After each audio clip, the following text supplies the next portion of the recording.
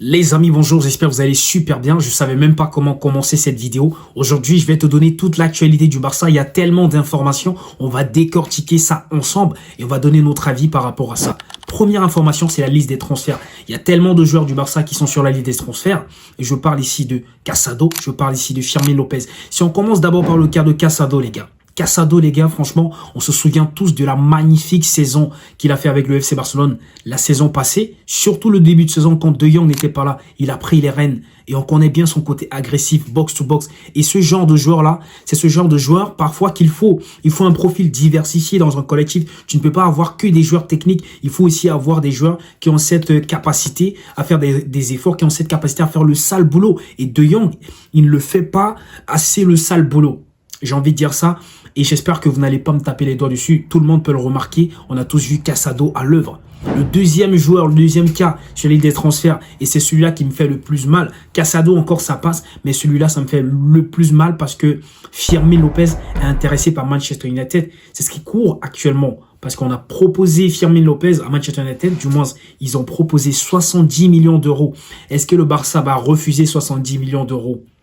Et en plus, s'ils vendent Fermín López, est-ce que c'est parce qu'on a acheté Rashford qu'on doit vendre Fermín López?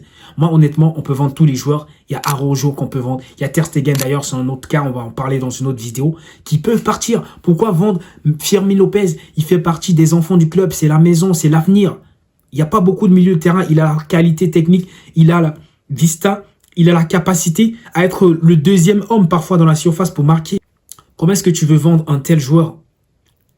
Comment est-ce que tu veux vendre un tel joueur? Et ça me permet directement d'embrayer sur la tournée asiatique du FC Barcelone. Quel est le bilan par rapport à ça? On a gagné 7-3, on a gagné 5-0, on a gagné 3-1. Mais finalement, je retiens que Hansi Flick est en train de créer un collectif de monstres, les gars. Il est en train de créer quelque chose de dingue. C'est toute une famille. Là, c'est 22 acteurs qu'il est en train de préparer. Il n'est pas en train de préparer 11 joueurs. Hansi Flick est en train de préparer 22 joueurs qui vont compétir sur toutes les compétitions de l'Europe, sur toute la saison.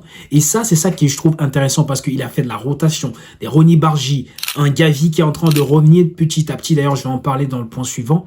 Donc, Ronny Bargy, Rashford, Casado aussi qui a gratté quelques minutes. Mais franchement, le bilan, il est plutôt bon. J'ai surtout vu un Lamine Yamal qui est vraiment très très bon. Un Lamine Yamal qui a endossé clairement son numéro 10 et qui commence déjà à me montrer que physiquement, il est au point. Physiquement, il est au point et au fur et à mesure que je vois la tendance des choses, je sens que ça va faire très très mal. Je sens qu'il va faire du sale, Lamine Yamal. Je sens qu'il va faire quelque chose de pas très très bon. Vous n'êtes même pas prêt pour ce qui arrive cette saison parce que Lamine Yamal, il a fait combien? Je connais pas les stats, mais en tout cas, il a beaucoup marqué. Je sens qu'il est en train de s'appliquer en ce qui concerne sa finition. Même si c'est pas encore trop ça, mais ça travaille déjà quand même. Et on a bien vu comment Rashford s'est intégré. Il a même marqué, il n'a pas célébré. Et si je reviens maintenant au cas de Gavi, les gars. Gavi, les gars, il est en train de revenir. Je vois beaucoup de personnes parler de Gavi en bien. Oui, il est revenu, vous êtes descendu du train, etc. Les gars, faut pas se mentir. Gavi, ça vaut pas mieux qu'un Fermín López à l'heure actuelle. Si je dois choisir entre un Gavi et un Fermín López, je prends 1000 fois un Fermín López. Et je laisse Gavi. Ou alors on peut même vendre un Dani Olmo. Pourquoi le garder? Il a des pépins physiques, il n'est pas très constant. Pourtant Fermín López, c'est l'avenir du club. Ça me fait vraiment mal de continuer à revenir sur ça parce que c'est l'un des joueurs sur lequel j'ai vraiment kiffé la saison dernière. À chaque fois qu'il est rentré, ça se voit qu'il a la dalle, ça se voit qu'il veut prouver, ça se voit qu'il veut gagner sa place. Et si Hansi Flick est un temps soit peu un peu logique et que c'est un coach qui aime bien la justice, il va faire jouer Fermín López. Déjà qu'il a annoncé ses intentions de ne pas voir le joueur partir parce que c'est un élément ultra important de son collectif. Déjà qu'il considère toute l'équipe comme une famille. Déjà voir un parti, ça va vraiment très très mal. Mais qu'est-ce qu'on peut faire? On peut pas faire les omelettes sans casser les œufs. En plus de ça, il y a Fermín López qui est blessé.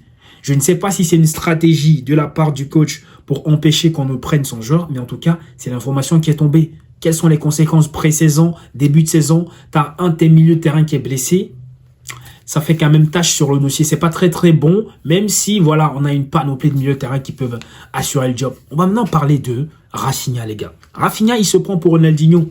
Il est là avec son truc, bandana, il fait des gestes techniques, il sait tout, voilà. Donc, on voit un peu une certaine hype. Il veut montrer que voilà, il a passé un certain step. Même dans la coiffure, tu sens que il veut s'appeler maintenant Rafinho. Moi, je vais l'appeler maintenant Rafinho.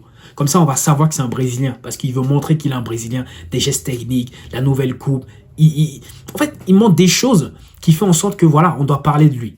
Rafinha, Franchement, j'espère que cette saison, tu vas nous reproduire la même qualité, le même engouement, la même rage, la même hargne. Et on a besoin de toi cette saison. Même si tu n'es pas Ballon d'Or, tu es quand même le meilleur joueur de la Liga. J'espère que vous ne négligez pas ça, les gars. Ce n'est pas à négliger, les gars. La saison de Rafinha, on l'a trop banalisé et ça me fait mal.